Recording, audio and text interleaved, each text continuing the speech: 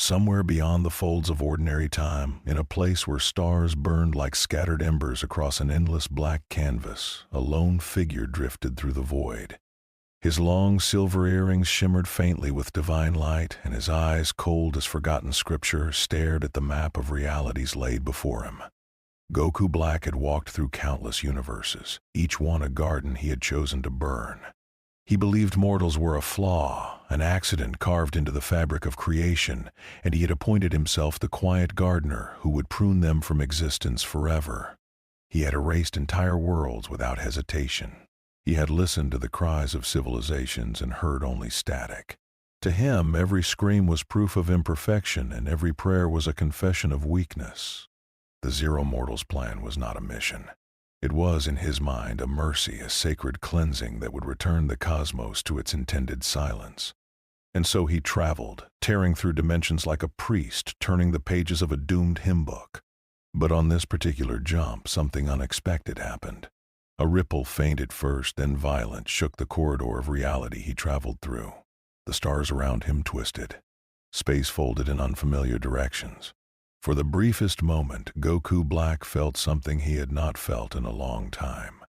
The rupture pulled him sideways through the fabric of existence, and when the light finally cleared, he found himself hovering above a world he did not recognize. Below him stretched a strange planet, alive with noise and color. Towering cities gleamed in the sunlight, their skylines interrupted by cranes and construction sites, as though the buildings themselves were locked in an endless cycle of destruction and rebirth. He tilted his head, curious. This was not the destination he had chosen. This was somewhere else entirely. He descended slowly, letting the wind of an unfamiliar sky brush against his robes. The city beneath him bore a simple name etched into a battered sign. City Z. He whispered the name once, tasting it, and found it unworthy of memory. Then the strangeness began. A creature the size of a mountain erupted from the earth several blocks away, roaring with a voice that shook the windows of nearby buildings. Civilians screamed, but only for a moment. Within seconds, a figure in brightly colored armor arrived, exchanged a few casual words with the beast, and then obliterated it with a single burst of energy. The debris had not yet settled before street vendors returned to selling noodles, and children resumed chasing one another between the smoking craters. Goku Black narrowed his eyes. He listened to the conversations drifting up from the streets. Ordinary people spoke of dragon-level threats the way farmers might speak of rainfall. They complained about property damage the way one might complain about traffic. There was no reverence here. No fear of the divine, no worship, no trembling. He extended his senses across the entire planet, searching for the familiar warmth of a god, the pulse of a celestial guardian, the whisper of any higher being that ruled this realm. He found nothing. No Kais, no angels. No divine hierarchy, only heroes, monsters, and the ceaseless hum of mortal ambition. His lips curled into something between disgust and pity. To him, a universe without gods was not a universe of freedom. It was a universe of orphans. A failed draft, another accident that must be corrected. He raised his hand slowly, letting divine Kai gather at his fingertips, and prepared to begin his judgment. Far away inside a sleek command center filled with monitors and quiet analysts, an alarm blinked to life. A young technician leaned forward, frowning at a reading unlike anything the Hero Association had ever recorded.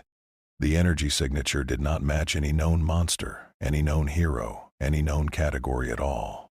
It pulsed with a rhythm that felt almost sacred, almost cruel, as though something ancient had just remembered how to breathe. Somewhere in the quiet dark, the world had just been noticed by a god who did not believe it deserved to exist. Goku Black began his work quietly at first, the way a surgeon begins an operation, precise and unbothered. He descended into the ruined districts where demon-level threats prowled through collapsed streets, and he ended them with the smallest motions of his hand. A flick of the wrist collapsed a beast the size of a cathedral. A glance dissolved a swarm of mutants that had terrorized an entire prefecture for weeks. He did not smile. He did not celebrate. He simply moved, one street to the next, like a man watering a dying garden he intended to burn later anyway.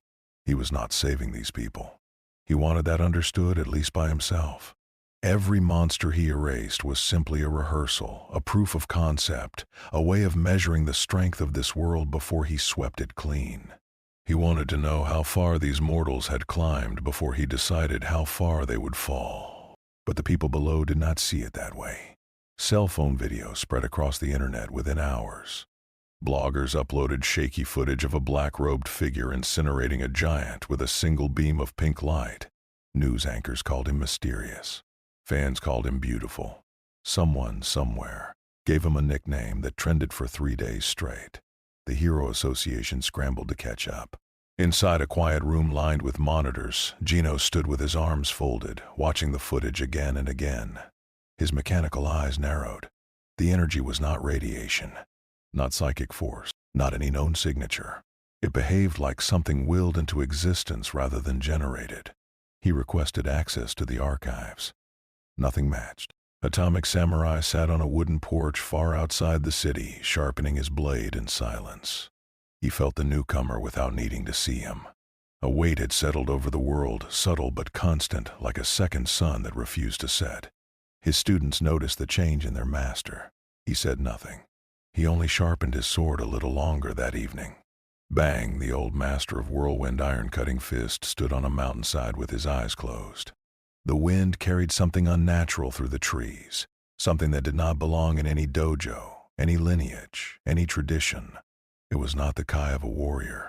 It was the king of a judge, and judges, Bang knew, rarely spared the accused.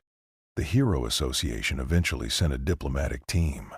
They approached Goku Black in an open plaza where he stood watching civilians rebuild a shattered fountain. The lead diplomat cleared his throat and offered the standard greeting reserved for potential allies. He spoke of cooperation. He spoke of registration. He spoke of the honor of joining the ranks of Earth's protectors. Goku Black turned to him slowly. His expression was almost gentle, almost pitying. He told them, in a voice as calm as falling snow, that he had not come to protect anything. He had come to correct a mistake. He explained that mortals were not a species to be preserved, but a stain to be lifted. He described the Zero Mortals plan the way another man might describe a favorite poem. He spoke of extinction as mercy, of silence as beauty, of a universe finally free from the noise of imperfect creatures. The diplomats stood frozen. One of them dropped a clipboard. Another whispered a prayer to no god in particular. The cameras behind them captured every word, and within the hour, those words were being replayed across every broadcast on the planet. For years, humanity had faced monsters born of hatred, hunger, and madness. But this was different. This was an enemy who was not angry, not hungry, not insane. This was an enemy who believed, with the calm certainty of a saint, that extinction was the kindest gift he could offer. The Hero Association fell into an emergency session that lasted through the night. And for the first time in their long history, the room went completely silent when someone finally asked the question no one wanted to answer. What do we do when the villain believes he is right? The response, when it came in waves. Flashy Flash was the first to move. He had always trusted speed above all things. Speed was truth, he believed, and truth was a blade too swift to be parried. He arrived in front of Goku Black as a streak of silver, his sword already in motion, cutting the air into ribbons before the divine figure had even turned his head. To any mortal eye, the strike had already landed 1,000 times. Goku Black caught the blade between two fingers. Flashy Flash blinked. In that single blink, he was struck across the chest with a force that sent him tumbling through 3 city blocks, crashing to a stop in a plume of dust and broken concrete. He rose to one knee, coughing, staring at the figure who had not even bothered to step forward. For the first time in his career, Flashy Flash understood what it felt like to be slow. Atomic Samurai arrived next, and with him came the quiet dignity of a man who had spent a lifetime perfecting a single art. His blade sang as it left the sheath, and his slashes carved the air into geometric perfection, dividing space itself into countless clean lines. Buildings behind Goku Black split neatly into halves. The sky above him developed thin white scars. It was a beautiful attack, worthy of legend. Goku Black tilted his head and answered with a single sweep of his hand. A wave of divine Kai erupted outward, curved and pink and cruel, and it met every slash mid-air, unraveling them like threads pulled from a tapestry. Atomic Samurai landed hard on a rooftop, his sword trembling in his grip, his breath ragged. He had felt strong men before. He had never felt something that made strength feel decorative. Then came bang. The old master did not rush. He walked, calm and centered, his hands loose at his sides. When he finally engaged, his movements were water, then wind, then thunder. The whirlwind iron-cutting fist unfolded in patterns that had been refined across decades, each strike layered with the wisdom of a lifetime. He was not trying to overpower Goku Black. He was trying to redirect him, to unbalance him, to teach him. Goku Black did not learn. He absorbed the lesson, adjusted, and answered with a kick that sent Bang sliding backward across 100 meters of shattered pavement. The old master steadied himself, breathing hard, and for the first time in many long years, he felt the weight of his own age settle onto his shoulders. Then the sky darkened. Tatsumaki arrived without ceremony, floating above the ruined skyline, her green hair drifting like flame in an invisible wind. She did not speak. She did not threaten. She simply raised one small hand, and every piece of debris within a kilometer lifted into the air, forming a storm of steel and stone around her. Cars, girders, entire slabs of highway spun in slow orbits above her palm. It was the kind of display that had ended battles before they began. She hurled the storm at Goku Black with a single flick of her fingers. He met it head-on. Divine Kai erupted from his body in a spherical shock wave, and the storm shattered against him, raining harmlessly around his feet. Tatsumaki narrowed her eyes and pressed harder, wrapping his body in invisible psychic chains, trying to crush him from all sides at once. Goku Black closed his eyes. For a moment it seemed she might have him. Then he simply exhaled, and the chain snapped. He rose to meet her in the sky, and the two of them collided in a burst of light that turned midday into something brighter than any sun. When the light faded, Tatsumaki was falling, unconscious, caught at the last moment by a colleague who had been racing to help. The world watched all of this on live broadcast. Streets emptied. Restaurants went silent. Families gathered around televisions in a stillness usually reserved for funerals. One by one, the strongest heroes of the S-Class had risen against this newcomer. And one by one, they had been set aside like children interrupting a conversation. In a quiet corner of the Hero Association archives, Genos worked through the night. He was not looking for Goku Black anymore. He was looking for something else. A rumor. Reports that had been dismissed as jokes for years. Stories of a bald hero in a yellow suit who had, on several impossible occasions, ended threats that should have ended the world. Genos stared at a grainy photograph for a long time. Then he closed the file and reached for his phone. Across the city, in a small apartment on the third floor of an unremarkable building, Saitama stood in his kitchen holding a grocery list. The list was written on the back of a receipt, and the receipt was slightly damp because he had spilled tea on it earlier that morning. He squinted at the smudged writing, trying to remember whether he had meant to buy eggs or noodles. The television in the corner was on, but he was not really watching. The news was showing footage of some kind of fight in a nearby district. Buildings were exploding. A woman with green hair was floating. A man in black robes was doing something dramatic with his hands. Saitama sighed. Another Tuesday. He grabbed his wallet, slipped into his sandals, and headed out. The supermarket 2 blocks away was having a sale on cabbage, and if he timed it right, he could catch the discount before the evening rush. Nothing else in his estimation was more urgent. He walked with his hands in his pockets, humming softly to himself. The streets were unusually empty, which he appreciated. Fewer people meant shorter lines. He noticed a few cracks in the pavement that had not been there yesterday, and he stepped over them without much thought. When a distant explosion rattled the windows of a nearby cafe, he did not even look up. It was near the corner of a small side street that he encountered the figure. Goku Black stood in the middle of the road, his robes untouched by the dust of his earlier battles, his silver earrings catching the late afternoon light. He was looking at the sky with an expression somewhere between contemplation and disappointment. When Saitama approached, the divine figure lowered his gaze and studied him with mild curiosity. Saitama stopped a few steps away. The two of them looked at each other for a long moment. Goku Black spoke first. His voice was smooth, practiced, the voice of a man who had delivered the same speech across many worlds. He introduced himself as the instrument of divine judgment, the hand of a higher order, the correcting force that walked between universes to erase the imperfections of mortal existence. He spoke of the sacred silence that would follow the extinction of humanity.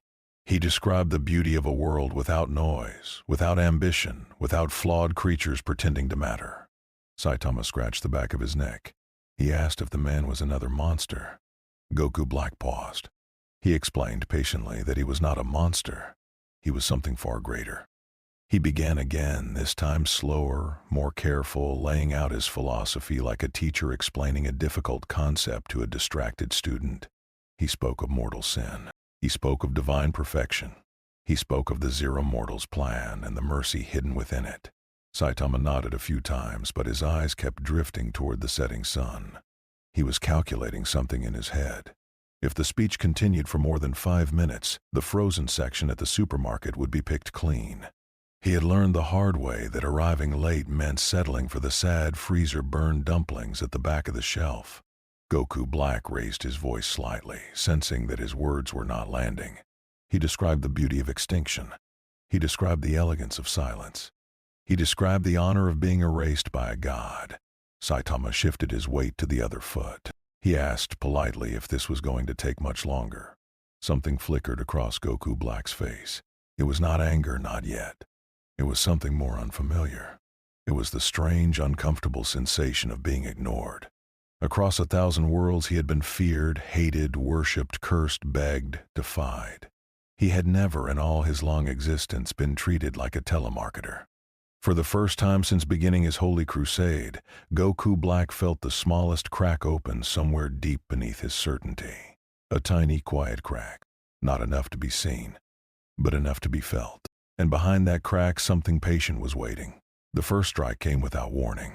Goku Black moved faster than the eye could follow, a blur of black and pink cutting through the space between them.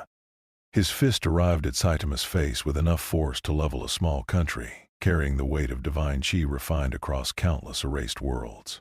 It was the kind of blow that had ended kings, shattered planets, silenced entire species. Saitama tilted his head slightly.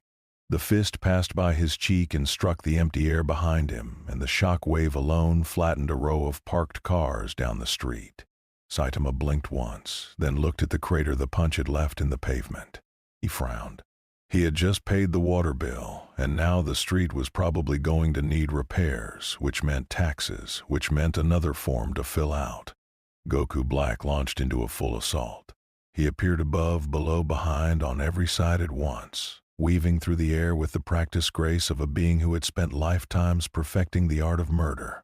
Divine Kai poured from his hands in great arcs of pink light, curving through the sky like the brushstrokes of an angry painter. Buildings behind Saitama disintegrated. The sky itself seemed to boil. A nearby river lifted from its bed, hovering in the air as reality struggled to hold its shape. Saitama blocked, not with technique, not with strategy. Just with his hands, casually, the way a man might swat at flies on a summer porch. Each of Goku Black's strikes was met with a small, effortless motion that dispersed it into nothing.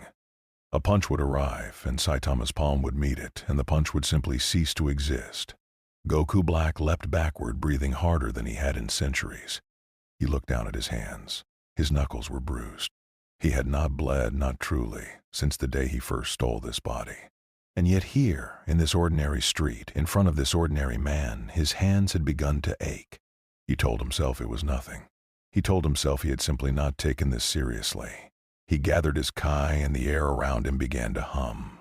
His hair shifted, streaks of pink threading through the black, and a divine aura burst outward with the weight of a small star. He ascended into the form he called Rose, the state in which he had erased more worlds than he could count. He came again. Cleaner. His blade of Kai formed in his hand, curved and glowing, and he brought it down in a slash that split the sky from horizon to horizon. Clouds parted. Birds miles away fell from the air. The strike descended toward Saitama with the finality of a closing verdict. Saitama caught it between two fingers. Goku Black stared. The blade, his divine blade, forged from the essence of his own will, was being held motionless by the pinched fingers of a man in a yellow jumpsuit. The blade trembled. Then it shattered, dissolving into pink sparks that drifted away on the wind. Saitama sighed. He glanced up at the sky. The sun was getting lower. The supermarket closed at 8. Goku Black rose higher into the air. He gathered more chi, more than he had ever gathered before, pulling on reserves he had kept sealed for moments of true necessity. The pink aura around him deepened into something almost red, and the ground beneath the entire city began to tremble. He was not going to hold back anymore. He was going to erase this man, this street, this district, and perhaps a good portion of the surrounding continent, and then he would move on. He drew back his hand. And somewhere deep beneath his certainty, in that small, quiet crack that had opened earlier, a whisper began. A whisper that asked, for the first time in his long and terrible life, a question he had never allowed himself to consider. What if he could not? He shoved the whisper away. He raised his hand higher. And he prepared to unleash everything he had. The attack came like the closing of a book. Goku Black poured every ounce of his being into a single final release. Divine Kai gathered around his palms in a sphere the color of a dying rose, growing larger and larger until it eclipsed the sun above the city. The air screamed. The clouds unraveled. Windows across the entire prefecture cracked in unison. Even the ocean far to the east recoiled, its waves pulling back from the shore as though the water itself sensed what was coming. He hurled the sphere downward. It struck the street where Saitama stood, and for a long moment the world simply disappeared. Light swallowed everything. The sound was so vast it could not be heard, only felt, pressing against the ribs of every living thing for hundreds of kilometers in every direction. From orbit, satellites recorded a flash so bright that half the planet briefly registered a second sunrise. Goku Black floated in the sky, breathing heavily, watching the pillar of pink light rise from the earth. He had done it. Whatever this strange mortal had been, whatever trick had allowed him to endure the earlier blows, it was over now. Nothing survived the full weight of divine judgment. Nothing ever had. The light faded. At the bottom of the crater, standing in the exact center of a perfectly circular scorch mark, Saitama was brushing dust off his shoulders. His yellow jumpsuit was slightly singed at the edges. His white cape was flapping in the wind kicked up by the receding shock wave. His expression was one of mild inconvenience, the look of a man who has just been splashed by a passing car on his way to work. Goku Black's mouth opened, but no sound came out. He tried again. He summoned every technique he had learned across every timeline. Divine blades bloomed in the air around him, dozens of them, hundreds, forming a lattice of glowing weapons that pointed inward toward the crater. He released them all at once. They fell like rain, each one capable of gutting a continent. Saitama swatted them aside. Every one. His hands moved almost lazily, and the blades scattered into harmless sparks that drifted away like fireflies at dusk. Goku Black tried the energy storms next. Great whirlwinds of Kai that had once torn apart entire star systems. He summoned them around Saitama, closing them in from every direction, hoping to overwhelm through sheer volume. Saitama walked calmly out of the storms, brushing pink embers off his sleeve. Goku Black tried reality itself. He reached into the fabric of space and pulled, trying to fold the ground beneath Saitama into a pocket dimension where nothing, not even light, could escape. The air twisted. The sky bent. For a moment it seemed the world itself would obey. Saitama stepped out of the fold as though stepping over a puddle. Something inside Goku Black began to break. Not his body. His body was still intact, still divine, still whole. What broke was older than his body. It was the belief. The certainty, the quiet, unshakable conviction that his strength was the measure by which all other things were judged. That belief had carried him across universes. It had justified every erasure, every silenced world, every extinguished prayer. And now, standing above this crater, watching this ordinary man walk unbothered through attacks that had ended civilizations, that belief was beginning to crack from the inside. Saitama looked up at him. He sighed. It was a small sigh, almost apologetic. He said something quiet, something that Goku Black barely heard through the ringing in his ears. He said he was sorry. He said the fight had gone on longer than he had meant it to. He said he really did need to get to the store. And then he jumped. The motion was so simple it was almost graceful. One small bend of the knees. One small push. And suddenly Saitama was in the sky, and his fist was already in motion. And Goku Black had just enough time to understand that he had never, in all his long divine life, seen anything move that fast. The punch landed. There was no explosion. There was no dramatic light. There was only a single, clean sound, and then the sky itself seemed to exhale. Goku Black was gone from where he had been floating, replaced by a long, straight trail of displaced air that stretched all the way to the horizon. Somewhere far away at the end of that trail, a broken figure tumbled through the clouds, robes torn, earrings shattered, mind unraveling. He hit the earth in a distant field, carving a trench through the soil. He did not get up right away. He lay there, staring at the sky, and for the first time in his existence, he understood what silence truly felt like. The world moved on quickly, as it always did. By morning, construction crews were already at work in the ruined districts, cheerfully arguing about permits and rebar. The Hero Association issued a brief statement praising the courage of the S-class heroes who had engaged the threat, without ever quite explaining how the threat had ended. News anchors speculated. Bloggers theorized. A few sharp-eyed viewers noticed a small yellow figure in the background of one blurry photograph, but the internet quickly dismissed it as a stain on the camera lens. Far from the city, in the quiet fields where the final blow had landed, Goku Black lay on his back in the dirt. His divine form was gone. His hair was black again, plain and unremarkable. His robes were torn. One of his earrings was missing, the other cracked down the middle. He stared at the sky, and the sky stared back, indifferent. He tried to sit up. It took longer than he expected. His body, which had once shrugged off the wrath of gods, trembled under the simple weight of gravity. He looked at his hands. They were shaking. He watched them shake for a long time. He thought about the mortal in the yellow jumpsuit. He thought about the way the man had apologized before delivering the final strike. Not out of pride, not out of cruelty, out of something that almost resembled politeness. As though the fight had been an inconvenience, a small errand to run before returning to more important matters. In every world Goku Black had visited, strength had been worshipped, feared, hoarded, weaponized. He had never once encountered strength that was simply held quietly by someone who had somewhere else to be. Above him the air rippled. A thin tear opened in the sky, a dimensional fracture bleeding faint light. It was his escape, his way back to the corridors between worlds. He rose slowly to his feet and stared at it. He could still leave. He could still find another universe, another world, another chance to prove that his vision was correct. But as he stood there, a strange thought entered his mind, a thought he had never allowed before. What if he was wrong? Not just about this world, about everything, about the plan, about the purity, about the silence he had been chasing across the stars. What if the true measure of a universe was not the absence of imperfection, but the presence of something that could exist beyond gods without ever needing to become one? He did not have an answer. He stepped into the tier, and the light closed behind him, and the field was quiet again. Back in the city, Saitama walked out of the supermarket carrying a plastic bag. Inside the bag were 3 cabbages, a carton of eggs, and a small bottle of soy sauce. He had missed the sale on cabbage by 4 minutes, but the store manager had felt generous and given him the discount anyway. He considered this a good day. He walked home slowly, humming under his breath. The streets were being swept clean. Somewhere in the distance, a crane was already lifting a new steel beam into place.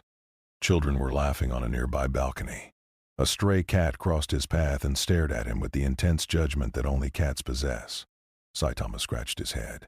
He wondered vaguely whether that guy in the black robes had made it home okay. Then he wondered whether he had enough soy sauce for the week. Then he stopped wondering entirely, because the sun was setting and the wind was cool and dinner was waiting. The world was safe again. Not because of destiny, not because of prophecy, not because of gods, but because one bored hero happened to be nearby.